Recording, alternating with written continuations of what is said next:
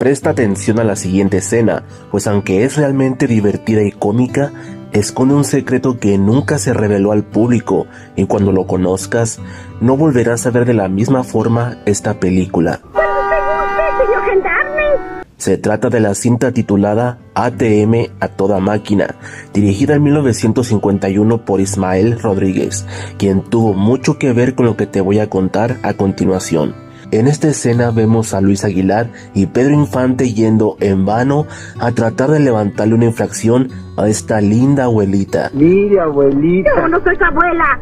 Cochino igualado. Pero ella no se deja, teniendo con Pedro una divertidísima secuencia donde nos reímos con la situación.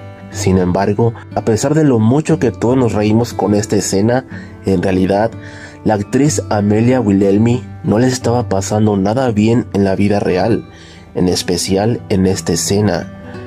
Como dije, Ismael Rodríguez tenía mucho que ver en esta historia, pues él estaba al tanto de que poco tiempo atrás, Amelia había sufrido de un accidente cerebrovascular, específicamente una hemiplegia, lo cual le hizo perder el control de sus piernas, dejándola postrada en silla de ruedas por el resto de sus días.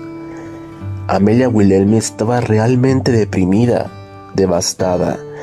Al ser una actriz que ya no podía caminar, casi nadie le daba trabajo, lo cual acrecentó su malestar emocional, sufriendo episodios de desesperación y problemas económicos. Ismael ya había trabajado con ella, por ejemplo, la vimos en las cintas La Oveja Negra y su secuela como la simpática Nana. Entre el perro, su padre, el caballo y tú, esta casa en un manicomio. Al igual que en Nosotros los Pobres como La Guayaba, por lo cual, al enterarse de la difícil situación por la cual atravesaba ella, Ismael no lo dudó más y fue a buscarla. Aunque era un pequeño papel, Ismael logró darle un espacio en la cinta, y si te das cuenta, toda la escena está adaptada a la condición que la actriz estaba pasando, pues al no poder caminar, se encontró la justificación en la trama para que todos tuvieran que cargar el automóvil y llevarlo a otra calle. Ismael tenía un gran corazón y muchísima creatividad. Fue capaz de adaptar todo para que Amelia volviera a trabajar y sentirse útil. Sentir que alguien la tomaba en cuenta y le reconocían su gran talento. Tu presencia me repugna. Repugnante. Por si te lo preguntas, debido a su hemiplegia, obviamente no podía conducir, razón por la cual, aunque no encontré información sobre cómo se llevó a cabo el montaje de la escena, esta es mi hipótesis. La actriz llegó en silla de ruedas a la locación, los asistentes la cargaron hacia el vehículo después de que ella pasó por maquillaje y vestuario. Entonces comenzó el rodaje, y todos los extras cargan el vehículo hacia la calle.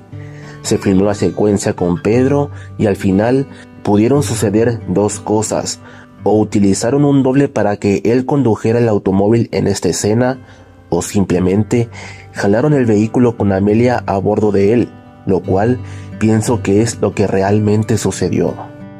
Ismael Rodríguez haría algo similar con otras personas en necesidad, pues de acuerdo con Irma Dorantes, cuando Pedro Infante falleció en 1957, ella se quedó sin derecho a nada, razón por la cual Ismael la buscó para darle trabajo en el cine, y así ella pudiera continuar trabajando.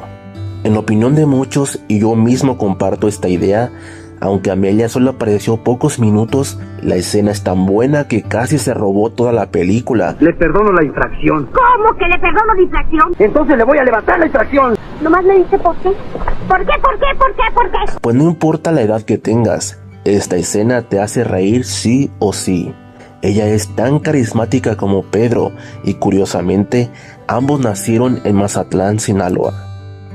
El 6 de agosto de 1964, a los 64 años de edad, Amelia Wilhelmi falleció en la Ciudad de México, en una residencia para actores.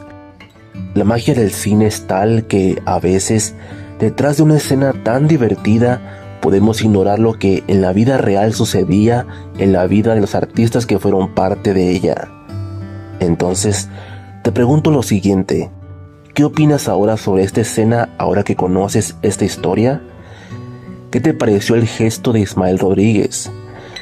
Déjame saber todos tus comentarios.